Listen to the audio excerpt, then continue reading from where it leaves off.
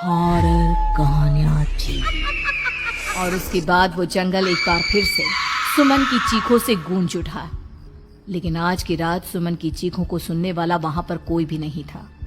अगर वहां पर कोई मौजूद था तो बस हरिया, जो कि अब एक भेड़िए में बदल चुका था। सुमन के बालों को पकड़कर घसीटते हुए वो जंगल के बीचों बीच एक जगह पर ले जा रहा था। अगली सुबह गांव में। अरे भाई, पता नहीं क्या बात है, अपने गांव का हरिया किसान और उसकी पत्नी सुमन दोनों गायब हैं। दोनों का कोई अता पता नहीं। अरे कैसी बातें कर रहे हो भाई, ये कब हुआ है? अरे पूरे गांव में खबर फैली पड़ी है। कल रात को दोनों खेत की तरफ जा रहे थे, लेकिन लौटकर आए ही नहीं। तो हो सकता है अपने खेत पर होंगे। पूरा गांव ढूंढ कर आया है भाई। जानते हो क्या मिला वहाँ पर? क्या हुआ भाई? क्या मिला? बताओ हमें क्या मिला? अरे हरिया की पत्नी सुमन के कपड़े पड़े हुए थे। शरीर का एक एक कपड़ा फटा हुआ झोपड़ी के बाहर पड़ा था, लेकिन दोनों पति पत्नी का कोई पता ठिकाना नहीं था। अरे भाई, लेकिन उसका जो दोस्त है ना रामू किसान, उससे पता करके आते हैं ना। अब तक तो दोनों साथ ही खेत पर जाया करते थे। हाँ, हमें उसके घर जाना चाहिए भाई। चलो चलो वहाँ चलते हैं, चलो। वो सारे लोग रामू के घर पर पहुँचते हैं। रामू अपने घर के बाहर बैठकर हुक्का पी रहा था।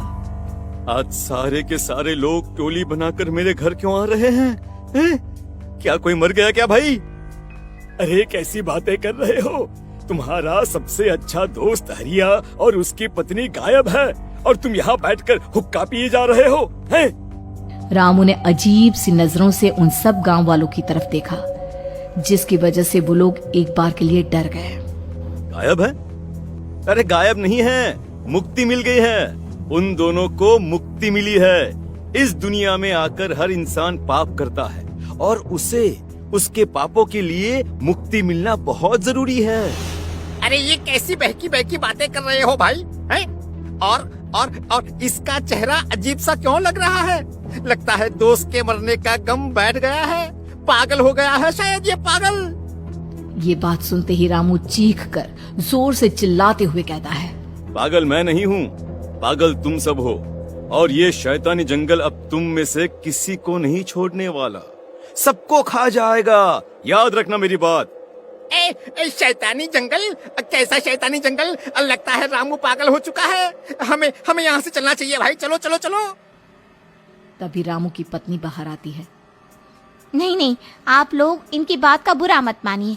2 दिन पहले हरिया के साथ खेत पर गए थे। जब से वहां से आए हैं तब से ऐसी ही बातें कर रहे हैं।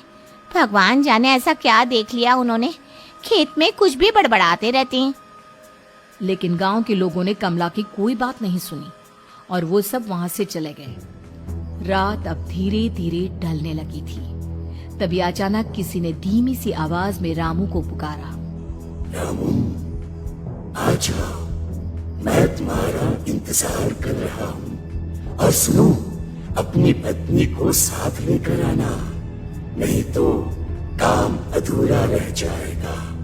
ये आवाज सुनते ही रामू के चेहरे पर शैतानी मुस्कुराहट आ जाती है। वो धीमे कदमों से अपने घर के अंदर आता है। क्या हुआ? तबीयत ठीक है ना अब आपकी? मैं तुझे अपने साथ खेत पर ले जाने आया हूँ, चल।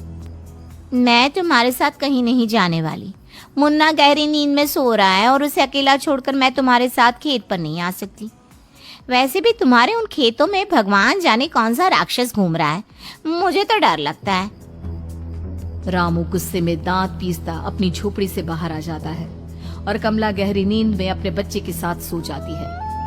तभी अचानक रात को रामू की झोपड़ी के ऊपर एक साया वही गाना गुनगुनाते हुए घूमने लगता है, जो हरिया के मोबाइल में बजा करता था।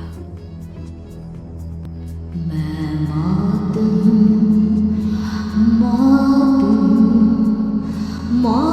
जो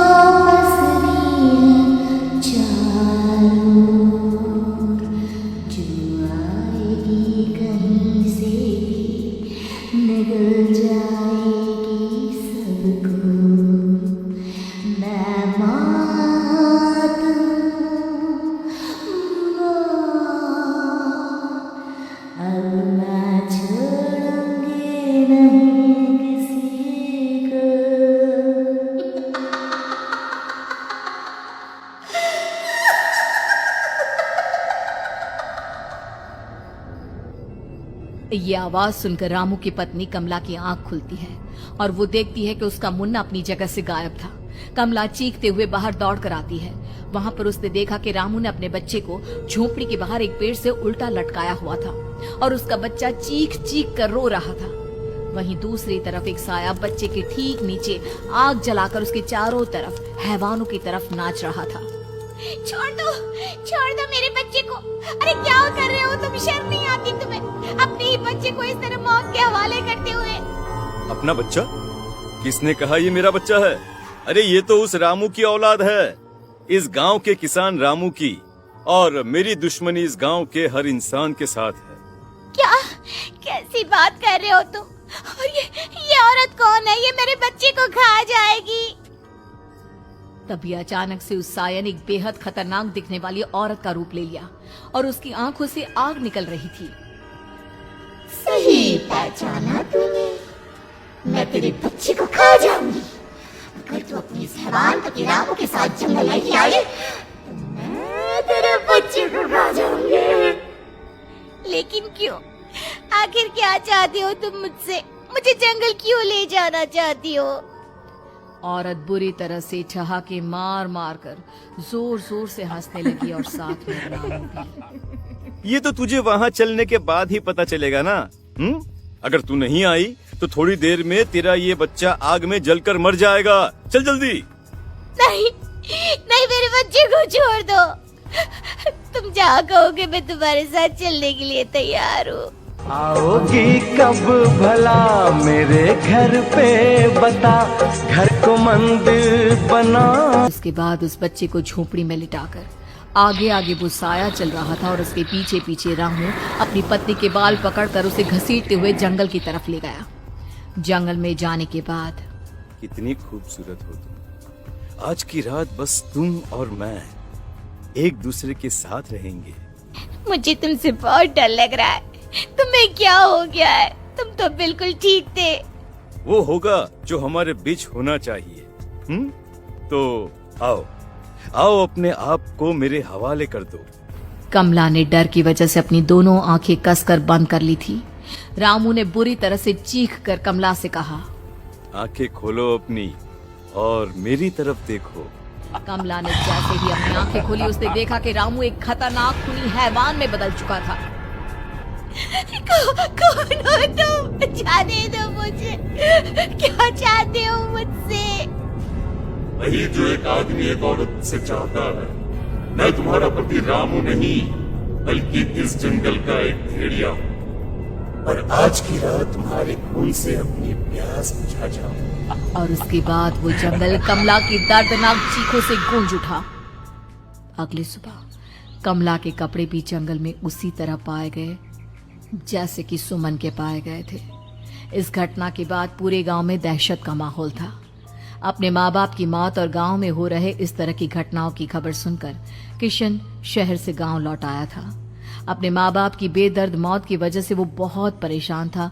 तभी अचानक उसे अपने घर में खाट के नीचे पड़ा हुआ वो मोबाइल फोन मिला जो उसने अपने पापा हरिया को गिफ्ट किया था। अरे कितने प्यार से पापा के लिए मोबाइल फोन लेकर आया था। इसे एक दिन भी काम में नहीं ले पाए। और आखिर कौन है जो गांव में इस तरह की हत्याएं कर रहा है? क्या है इन सब के पीछे? क्या है? मुझे पता करना ही होगा, वरना एक दिन पूरा का पूरा गांव खाली हो जाएगा। इस गांव में एक भी जिंदा इंसान नहीं बचेगा। गांव के लोगों की मदद करने के इरादे से किशन अपने गांव से दूर एक दूसरे गांव में बहुत बड़े तांत्रिक के पास मिलने के लिए गया। तांत्रिक बाबा, अब आप ही कुछ उपाय बता सकते हैं। भगवान जाने हमारे गांव को किसकी नजर लग गई है। मौत को तो यूं ही बदनाम करते हैं लोग। तकलीफ तो जिंदगी देती है। नहीं लगी है। किसी ने तुम्हारे गांव को बद्दुआ दी है। किसी सताई हुई आत्मा का प्रकोप है, और अब वो पूरे गांव में किसी को नहीं छोड़ेगी जब तक उसकी आत्मा को शांति नहीं मिल जाती। अरे लेकिन ऐसा कौन है बाबा? किसकी आत्मा है और कैसे मिलेगी उसे शांति? मौत है मौत, कहीं से भी आएगी और सबको निगल जाएगी। इससे बचने का सिर्फ एक ही उपाय है, लेकिन उस उपाय को करना आसान नहीं होगा। जो भी उस उपाय को करने की कोशिश करेगा उसकी जान जा सकती है। भले ही मेरी जान चली जाए, लेकिन मैं अपने गांव के लोगों की जान बचाने की पूरी कोशिश करूंगा बाबा। तो ठीक है, फिर अगली अमावस की रात जैसा मैं कहता हूँ वैसा ही करना। अमावस की रात तांत्रिक के बताए अनुसार किशन अपने साथ केरोसिन लेकर जंगल की तरफ चल पड़ा। उसके हाथ में देवी के मंदिर का सिंदूर भी था। किशन जंगल के बीचों बीच पहुंचा। ये देखकर उसकी आंखें फटी की फटी रह गई। वहां एक उबलते पानी का तालाब था और कई लोगों की लाश लटक रही थी। किशन के माँ बाप की लाश भी वहीं थी। माँ, बापू, क्या हो गया? ये क्या हो गया? तभी वहां पर एक औरत और आदमी आते हैं। उन्हें देखकर किशन चौंक जाता है। गोपाल काका, आपकी तो 5 साल पहले मौत हो गई थी। और निर्मला काकी, आप? हाँ, मौत तो हो गई थी, लेकिन तुम ये नहीं जानते कि हमारी मौत कैसे हुई थी। क्या कहना चाहते हैं आप? कुछ नहीं, बस ये जान लो कि अब इस गांव में कोई जिंदा नहीं बचेगा। लेकिन क्यों काकी? क्योंकि 5 साल पहले इन गांव वालों ने मुझे डायन बताकर पत्थर मार मार के मार डाला। मेरी कोई गलती नहीं थी। गांव का एक बच्चा क्या लापता हुआ, सारा इल्जाम मेरी पत्नी पे डाल दिया। और जब मैंने निर्मला की जान बचाने की कोशिश की तो मुझे भी मार डाला। आपके साथ ये बहुत गलत हुआ काकी, लेकिन आप जो कर रहे हैं वो भी सही नहीं है ना? तुम यहाँ से चले जाओ, वरना तुम भी नहीं बचोगे। हमारी आत्मा पिछले 5 साल से मुक्ति के लिए भटक रही है। चले जाओ यहाँ से। मौका देखकर किशन सिंदूर उन दोनों के ऊपर डाल देता है। उनका शरीर जलने लगता है और वो भयानक तरीके से चिल्लाने लगते हैं। अगले ही पल किशन उनके ऊपर केरोसिन डाल देता है और वो दोनों जल जाते हैं। किशन अपने माँ बाप और दूसरी लाशों का अंतिम संस्कार करवाता है और अपने घर लौट आता है, लेकिन वो अभी भी